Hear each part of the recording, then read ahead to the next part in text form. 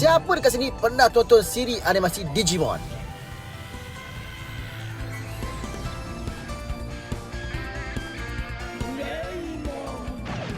Kalau korang tengok Digimon dulu kan, korang pasti tahu yang Digimon ni dia ada banyak Digivolution ataupun Evolution. Salah satunya adalah Armor Digivolution.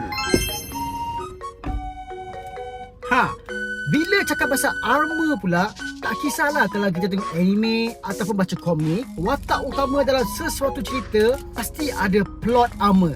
Sambil korang tengok saya unpack kat Pokemon ni, mari saya terangkan maksud plot armor. Plot armor merujuk pada satu situasi di mana watak utama akan sentiasa terselamat dalam situasi yang berbahaya demi plot penceritaan. Uish, dapat kad rare. Oh ya, hari ni saya bukan nak bercakap pasal Digimon ataupun Pokemon. Saya sebenarnya nak cakap pasal komik SWORD Modified. Komik ni menceritakan tentang Ryan yang mempunyai kuasa duplikasi objek dan dia membantu Prof Dewi untuk menentang Crash, seorang makhluk AI yang telah mencuri ceritaan Prof Dewi yang dikenali sebagai Sakti. Jika anda adalah pembaca yang inginkan kelainan, komik ni memang untuk anda. Selain Ryan, Brandon dan Adi pun ada kuasa digital mereka sendiri. Sedikit spoiler untuk isu keempat ini, pencipta komik ini, Tuan Anas Miras, telah membuat plot armor bagi watak utama Brandon dan juga Adi.